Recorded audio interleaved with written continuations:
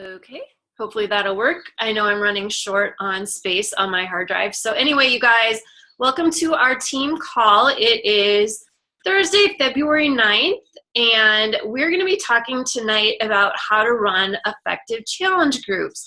And this is a great topic because it seems like it would be a no-brainer, but it really is not. And I feel like with the My Challenge Tracker app, we all have new struggles and new challenges and, unique opportunities for improvement. So I don't like to think of them as problems, but rather just opportunities to do better. So anyway, we're not going to be talking about free groups with this call. So this is the main meat of this call is focusing on our challengers who have purchased a challenge pack and are in a 30 or a 21-day group. And so first of all, I want to just reiterate, you guys, that we are coaches, but we are always challengers as well. So if you are not in a challenge group, I would have to ask you, why not? Like, why are you not in a challenge group and getting engaged and doing exactly the same assignments that we are asking of our challengers? Number one, even if you hit a health goal that you set for yourself, it is work to stay there. Trust me, for me, maintenance mode is almost harder than actually accomplishing a health goal. So we are perma-challengers, you guys. And with that, we aren't just regular challengers. We are the ones that set the tone and basically show our challengers how we want them to act. So I always feel like if my challengers aren't engaging with the other challengers and if they are not commenting and if they are not posting, I have to take a look in the mirror and ask myself, am I doing that? Because if I'm not doing that, I can't expect them to do it either. So I want you guys to really think about that. Always act as a challenger first and a coach second. So your behavior definitely sets the tone. And also, I always want you guys to be adding value with your posts. It is not enough to simply like a post or, do a simple way to go. Yes, of course, that is way better than nothing at all.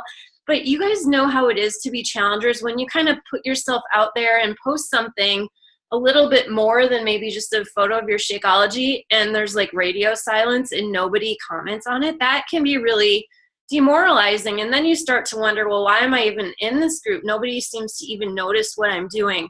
So that's the exact opposite of what we want to happen. And I really need your help in making sure that everyone gets covered. And this goes for, whether they're your challenger or not. And I really want to reiterate this too, because even if you only have like 2 or 3 challengers in a challenge group, those challengers are watching you.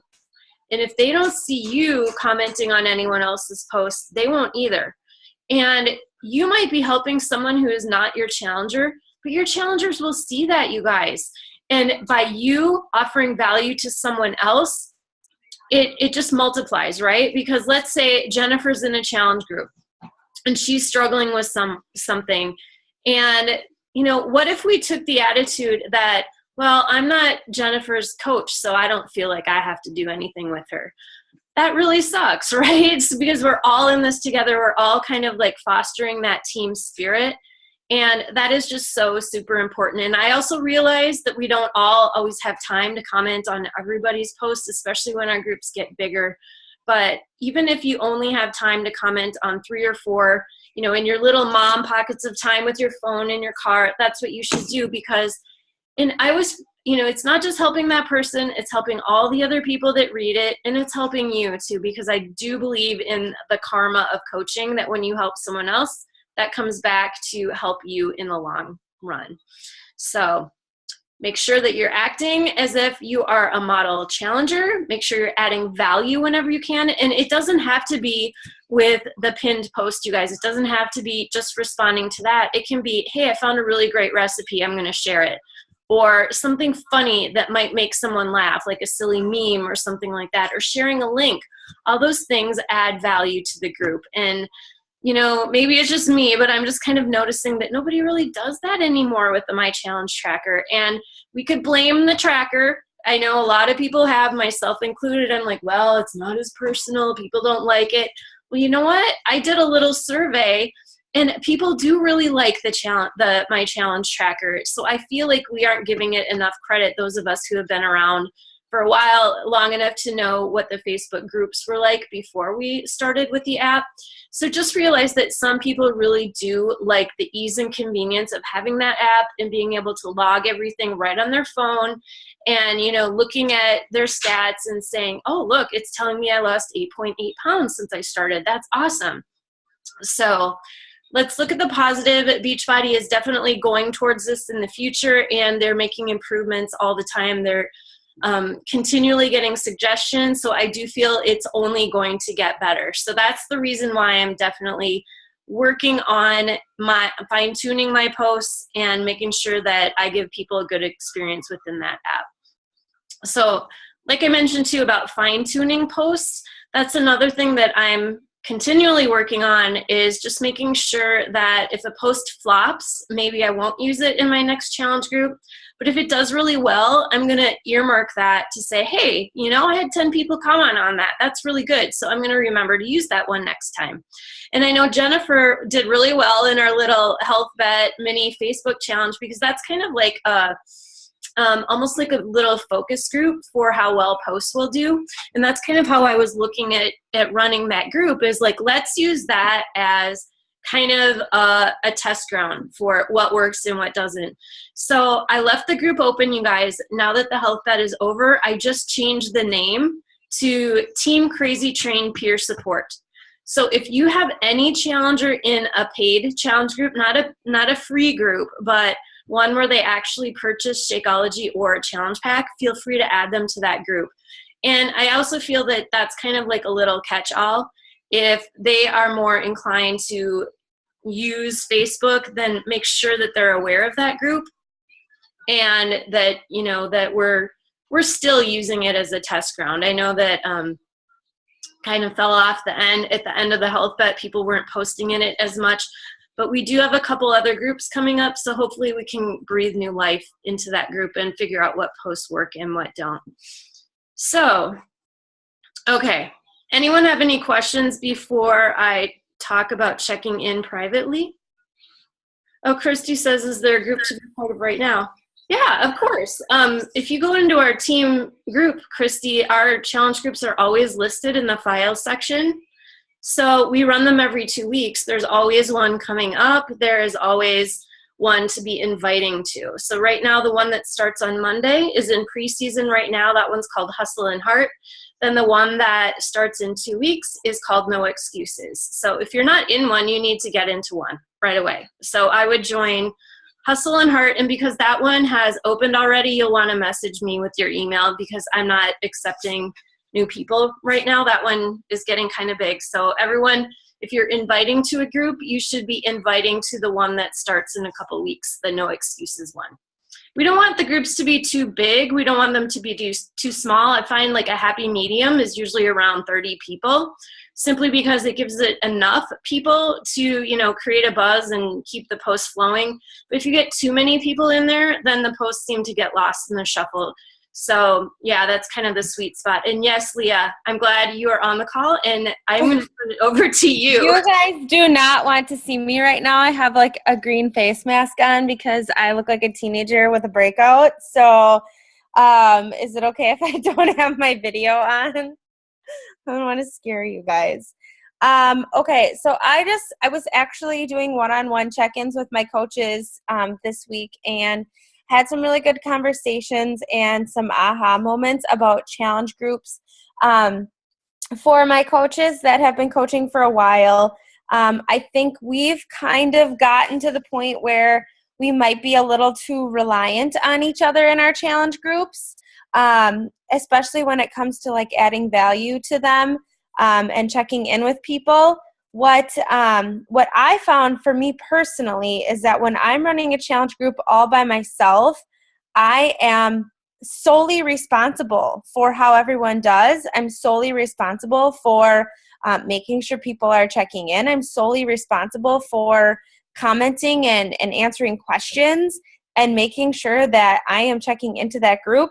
I think when you run big groups with too many coaches, you kind of assume that someone's going to catch that post and they're going to comment on it, or someone's going to add a little motivational, quote from here, from Pinterest or whatever.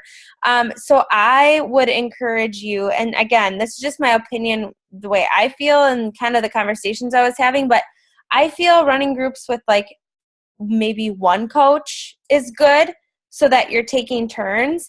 But I just think like with our health set group, we just did one ginormous group, and it just got overwhelming for coaches to try to keep track of all of their people. So you can imagine how a brand new customer might be feeling with so many people. So I know like when you first sign up as a coach, it's a little intimidating to know, like to run your own challenge group. I totally get that. So you should definitely run a group with, your coach until you start to feel comfortable. But I think too, like running it yourself kind of just forces you to step up as a leader. And when you're posting on Facebook and when you're sending these private messages to people, one of the things that we guarantee them that sets us apart from what all these other companies are doing is that one-on-one support in our challenge groups. And you're signing up to be their mentor and not necessarily be like their personal trainer or their nutritionist, but you're there to be a mentor and a support system for them. So whatever system works best for you to ensure that you're checking in with everybody that you've made that promise to, I think, that is what stands us apart from everything else that's out there. Is like our one-on-one, our private challenge groups and that sort of thing. So, if you're doing these big groups with a bunch of coaches on your team and that's working for you and you're still staying, really engaged in the group, great, keep going for that. But if you kind of find yourself like where I was like, I just kind of was not as good of a coach when I was in these like super large groups. So I just know for myself, I need to kind of pull away a little bit and run my own groups. And I also think, when you only have one or two people so far lined up for your next challenge group and you're running it by yourself, that's going to kind of force you to get more invites out and reach out to more people so you can fill that group up. So that's just kind of where I'm at right now with challenge groups. I have some visuals to share with you guys, but I can save those if anybody wants to chat more about this topic. Okay, that's great, Leah. And I totally agree with that. And especially for coaches that have been in coaching a little while and they do rely upon these big groups, I would definitely suggest that they up their game a little bit and start running. And if they don't want to run one on their own, maybe find another coach that is kind of at their same level. And even if, like, say you have 5 and another coach has 5, that's 10. That's enough for a challenge group, in my opinion. So it could be a learning process, and that could be something that you do with another newer coach. So I totally agree with that. And like when those groups get too big, people tend to fall through the cracks. So that's what we want to avoid and what we strive to differentiate ourselves from other companies for sure. So, okay. So another thing that you mentioned, Leah, is reaching out privately. And that's something that I wanted to touch on as well, simply because my challenge tracker app makes it so super easy to see who is checking in and who is not. And I'm not sure if you guys know how to do that. Does everyone know how to see like where the check-ins are in the My Challenge Tracker app and how to sort? So if you're on the desktop version, and I use desktop the majority of the time, so I'm not even sure if it's available on mobile. I don't think it is. But if you go to that list of participants and you click on that top category, you can sort by like Shakeology and workout and date last logged in or something like that. And you can sort to see like, okay, the people at the top of the list are the ones that checked in most recently, and it sorts them in descending order. So you can go down that list and say, oh, look they haven't checked in for 3 or 4 days. I am going to send them a private message and ask if everything's okay. Because for me, that is one of the biggest selling points on a challenge group, is that I don't want anyone to feel abandoned if they don't check in. I don't, it's not like a gym where if you don't show up, they're not going to call you and say, hey, what's the matter? I didn't see you at the gym today. But I feel like that's that layer of accountability that we can provide that other situations don't. So I always check at least once or twice a week to see who has fallen off the bandwagon. And if they haven't checked in about 3 or 4 days, I will send them a private message just to say, hey, I haven't noticed you checked in and have checked in a while. How's it going? Are you still keeping up with your workouts and your shakes and all that kind of stuff? So make sure you are doing that, you guys. Okay, so let's back up a little bit too, but before they even start, I think it's really important to set the tone for what they can expect with a challenge group and to have them outline their goal for the group. So this is another reason why I really like the My Challenge Tracker app, because you can see the little green dot and the little purple dot. That means they've set their goal, they've taken their measurements, and they've logged their before photos. So if it is the day that we are starting or the day before or the day after, I don't always hit it on the exact day. If I notice they haven't done one of those things, I will check in with them, because you guys have heard, if you've been around a while, I always talk about goals and visions and like you have to name it to claim it and that kind of thing. So I think it's super important that they say in 3 weeks, this is what I want to accomplish. And I've told people that their goals are unrealistic sometimes. I think I had one girl say she wanted to lose 15 pounds in 3 weeks.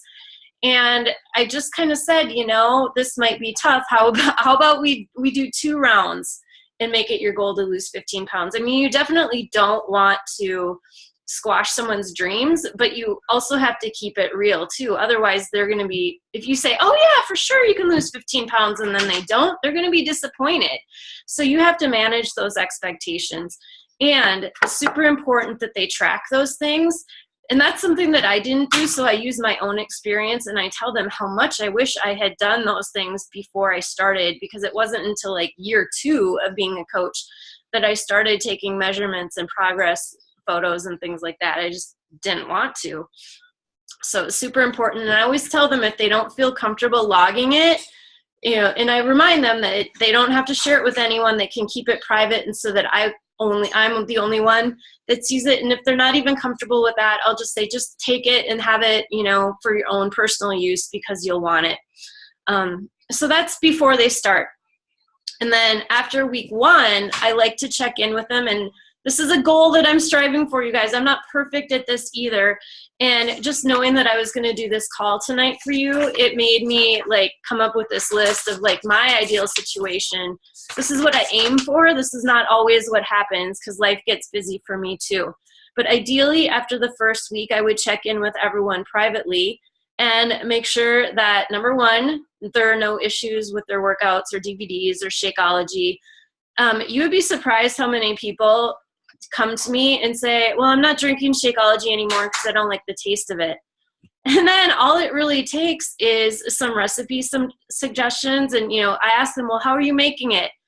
Usually the people that don't like it are the ones that have the blender bottle and they're mixing it with water. And I'm like, hello, I don't like it that way either. So why don't you try this? So it's super important to make sure that they get those things right. And that if you don't check in with them, how would you ever know? I also like to remind them that first week they're going to be a little bit sore, and sometimes when their muscles are healing, you retain more blood and water to, help heal those things. And remind them to stay off the scale, because that water retention can be really demoralizing and it's not a true indicator of their progress too. And that's also another that touch point is really good to remind them to stay off the scale, and also remind them that the results really are going to come largely from their eating plan, not their workouts. The saying, you can't out-exercise a bad diet. And the people that don't get results on the program, you guys, are usually the ones that don't stick with the eating plan. So, it really can't hurt to mention that over and over again. Because you don't want them coming back in 3 weeks and saying, well, I did all the workouts.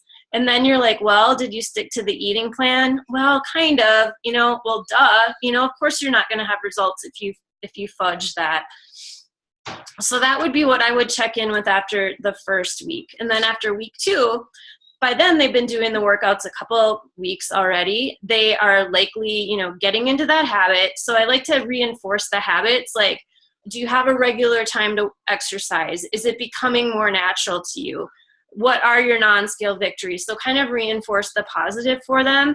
And then also kind of get them to think about, because they're only through another week left, because the way I do my groups, you guys, is just the 3 weeks on, because most of my challengers are doing 21-day fix. So then I like to ask them, are you on track with your goals? And what are your plans for continuing after the group is over? So that kind of plants the seed that this is a lifestyle. This is not something that you're going to do for 3 weeks and then just forget about it. So a lot of times they're not sure, but it does plant that seed. It gets them to think about it. And then when it's over, always make sure that you, after you've wrapped it up in your challenge group, that you reach out to them privately and, touch base. Did they meet their goal? If they didn't, ask them why not. If they did, celebrate with them. Make sure that you're like, hey, that's really awesome. What are you going to do to celebrate? How did that make you feel? And just kind of provide that positive reinforcement that they worked hard and they deserve that success. And then always invite them to do another round, whether it is that same program or a new one. You can offer to help them get into a different program if they want to try something new or weren't happy with what they were doing. And then also make sure that if they are doing another round, that you mention the coach discount, because you guys, the best coaches come from the challenge groups. And if they don't get success in that challenge group, why on earth would they want to sign up as a coach? So I really, really think of my challenge groups as breeding grounds for my new coaches. It's so much easier for me personally to recruit coaches from the challenge groups than it is to try to get them into the coaching opportunity without that experience. So that, just making that simple shift in my mindset and knowing that if I don't get them results, they likely won't sign up for our team or, join my downline or our downline, that really motivates me to make sure that they do get their success, because their success is our team's success. And that's what helps us grow and help more people. So I'm going to shut up for a little bit. Dalia, do you have anything to add to that? I think once they've gone through a challenge group and they have had some success, that's a really great time for you to have a conversation about, do you have any friends or family that could benefit from the group that you just took part in? Do you want to invite them to join you in the next one? And so that can either be a really awesome referral for you, or that could be a really good segue into coaching, because, they have that little boost of confidence from having some success. And they've, been through it. They know how it works. So they'll be more likely to invite people to join them. So, and I always do like a little referral, like a gift to people too, when I get a nice referral. But I think that's all I wanted to add. That's a good point. And I'm taking notes so I can kind of like put all this together and maybe post it in our training. So another thing too is I got this tip from another coach, and I don't remember which one it was, but around that 2-week mark, when you kind of notice that some of these challengers are kind of standing out as leaders and they're really helping other people, getting them in the position to actually do more coaching without them really even knowing that's what they're doing can be really beneficial. And I use that when I go on vacation or I'm going to be gone for like a couple of days. Might reach out to a couple of people privately and say something like, hey, Carla, you are rocking this challenge. I can always count on you for helping people out. You're such a natural. Would you mind just making sure that nobody falls through the cracks for the next couple of days while I'm gone? And most people are super flattered when you ask them to do that, and as they should be, because they are doing a great job. And like I said, it's the karma of coaching. When you help others, you end up helping yourself. So don't be afraid to do that. And, at the same time too, when you get back from your little vacation, or I'm not saying take time off to totally ditch your group, but I like to announce those things in the group too, like right before the retreat. I said, you guys, I'm going to be tuned out for a couple days. You can follow me here, but I'm going to ask you guys to really support each other while I'm gone. So then when you get back, you can kind of check in and see, oh my gosh, you were such a rock star. Maybe offer them a little gift, or like, I'm going to send you some fun mail because I really appreciated what you did. And you can use that as an opportunity to, just kind of see who rises to the surface and might be your next potential rock star coach. And I know there's probably a couple of you ladies that are on the call right now that totally stood out, and I probably reached out to you saying you should do this. So yeah, but I think that's all I really had on this topic tonight. Do you guys have questions? Maybe we should do like more of a brainstorming Q&A at the end here. Like you guys are challengers too, so make sure that you let us know what would be of value to you in these groups, and always be thinking of that. Like, okay, I'm not just a coach, I'm a challenger, and this might be more helpful. Does anyone want to talk? I know we weren't going to talk too much about free groups, but I do think that as far as our free groups go, like that might be even the amount, like in that short amount of time, like that's where you want to even pour more energy and effort, because you want to be a standout to those potential challengers and coaches. So, just consider like as much time as you invest with your paying customers, make sure you're investing a lot of time into those people, because you want to leave a lasting impression on them too. I know like a lot of us have free groups happening right now or coming up. So, in the free group, don't just throw up that post of the day and just kind of leave it there. Ask questions within that group and get the people talking to each other, get them talking to you, get them asking questions. That's your chance. That's your kind of like your first impression to show them what a challenge group is all about, and to give them some freebies and help them, start feeling really good those first couple days of the group. Yeah, that's a good point, Leah. And you, like that saying goes, you never get a second chance to make a first impression. And I always think of that when it comes to free groups. If you can't give it your all, don't do one at all. Like you don't want someone's first impression of your challenge groups to be, oh, this is lame. I would never do a paid group with that person.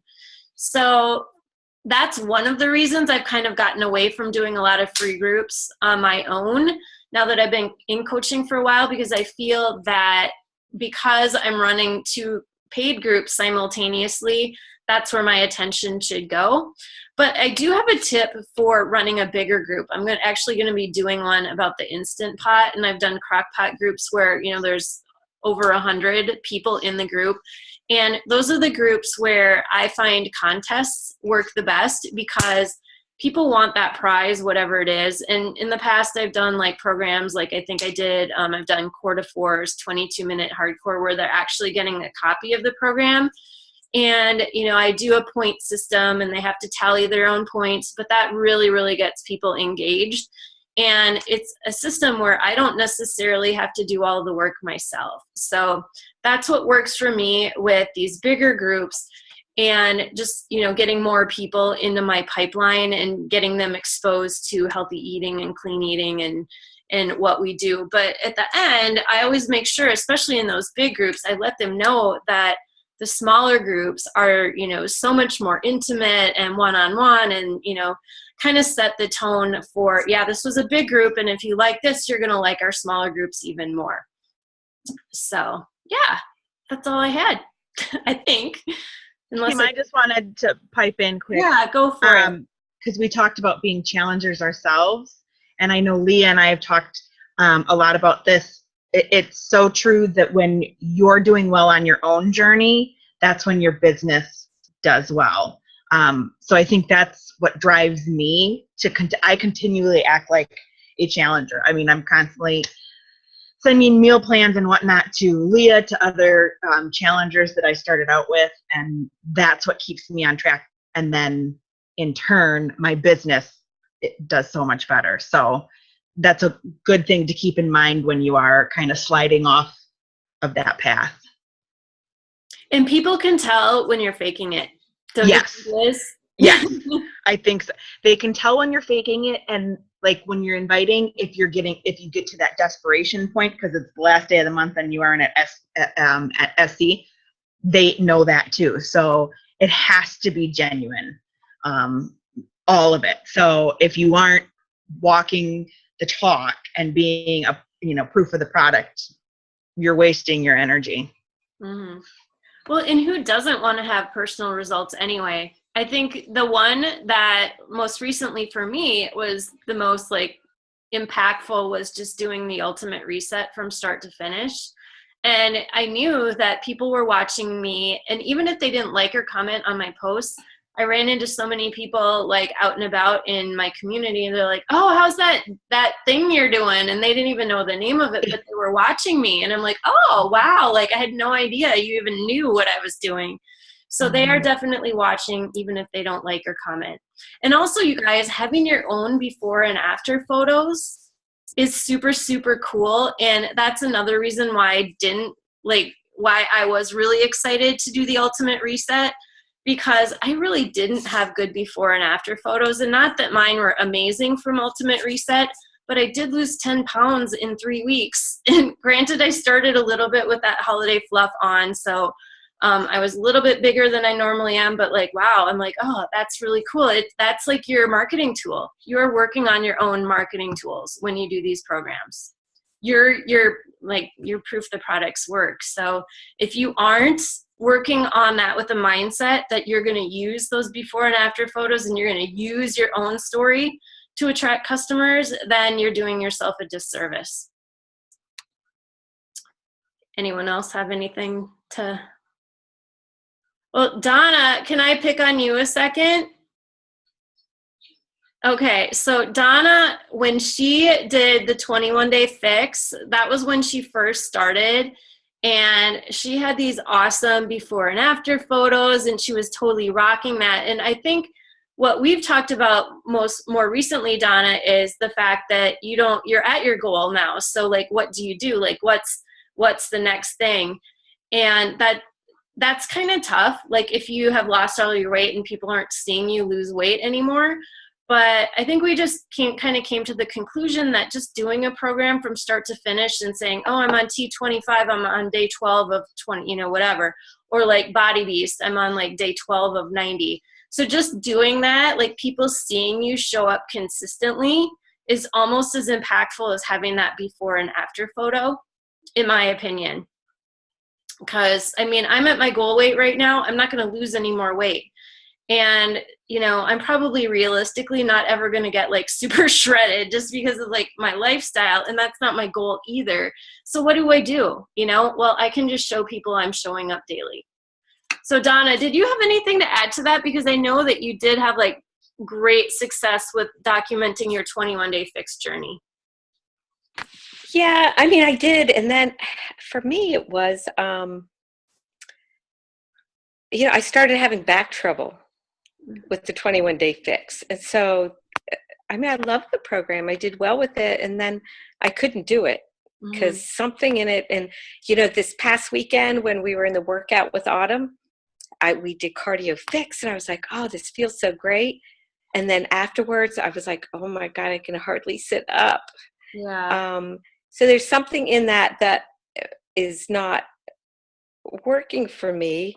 And I've been telling people that there may be a program, but there's so many out there.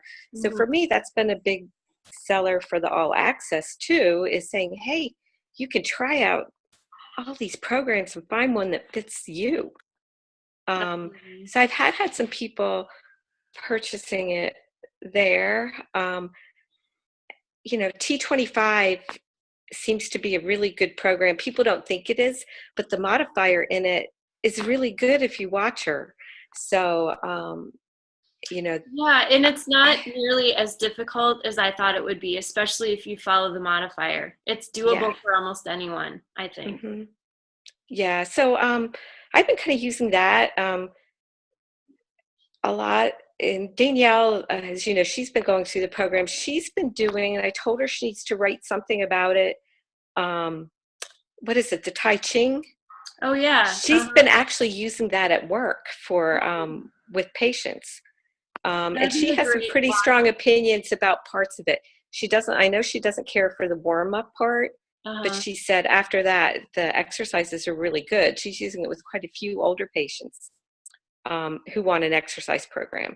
So she can't sell it, but she puts it on when they want to follow something and goes through it with them.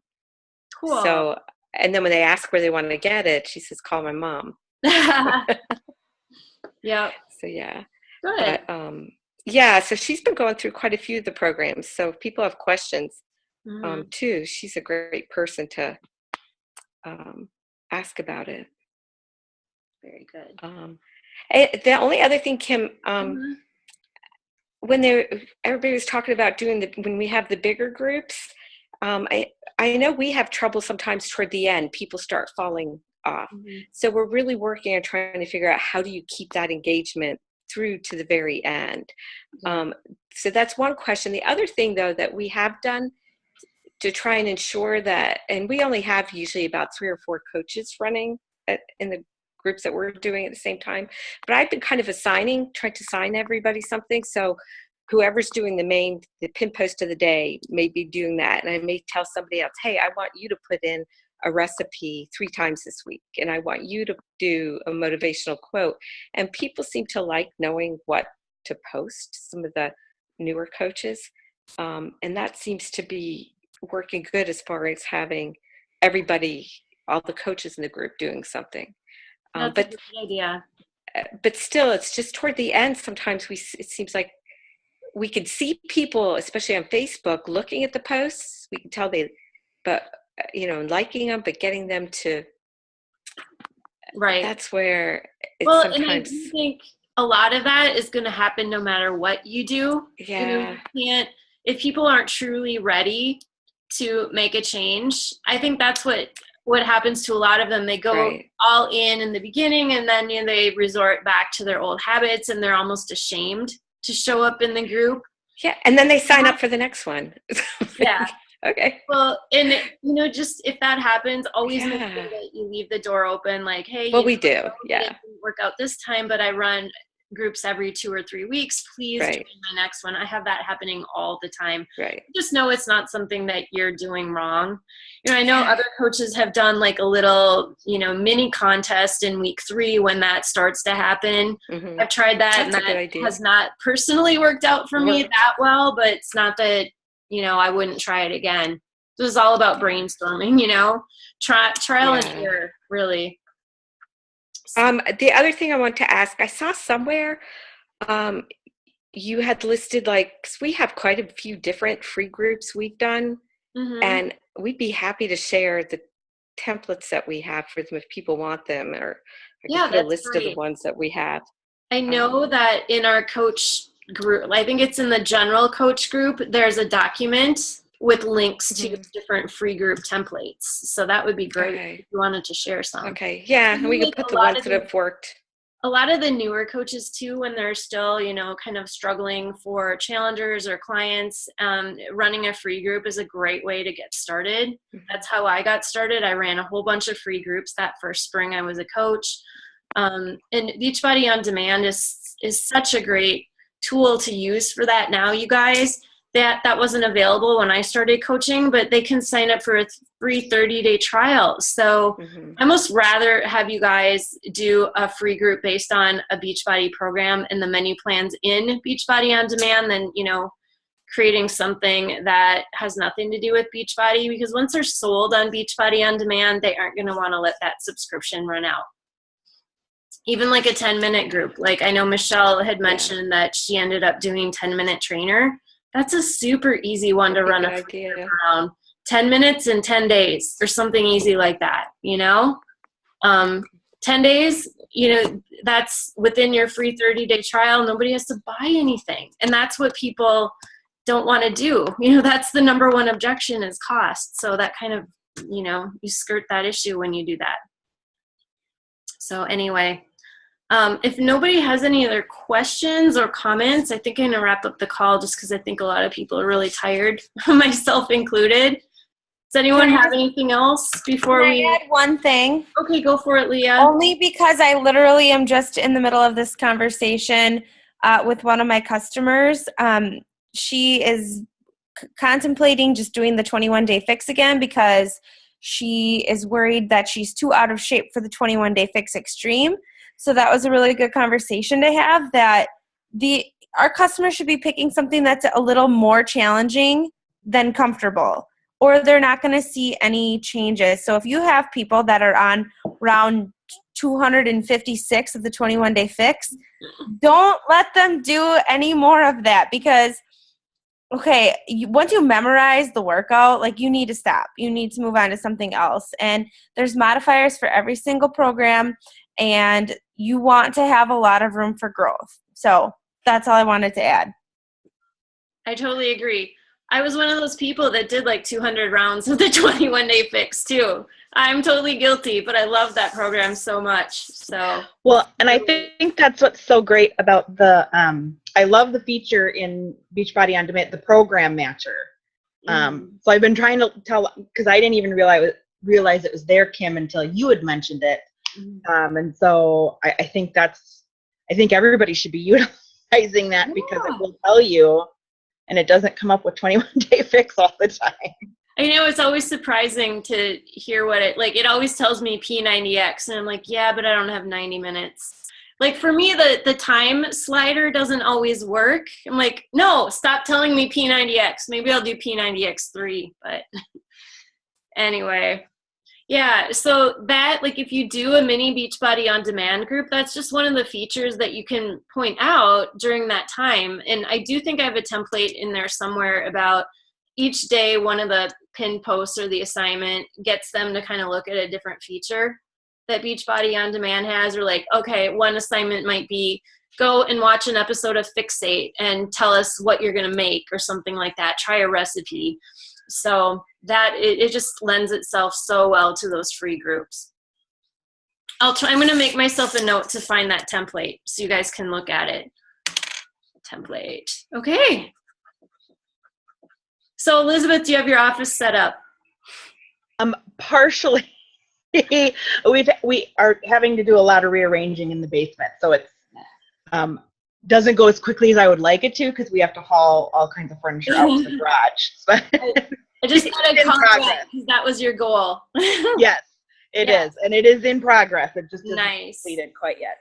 And my goal is by the end of the weekend to finish up my vision board, because it's still setting out, and I have like all these things penciled in, and if I don't finish it now, it probably never will happen. So yes, I have mine sitting out, and I have some extra clippings that I just need to glue on. Okay, so let's check up on each other next week then, okay? Definitely. All right. And actually, now that I'm setting up my new office space, my husband, the computer guru, he's got a laptop that he's no longer using that's much nicer than mine, and so he's passing it along so I can have a work laptop and my on-demand workout laptop. So. Look at you, all fancy. I know, right?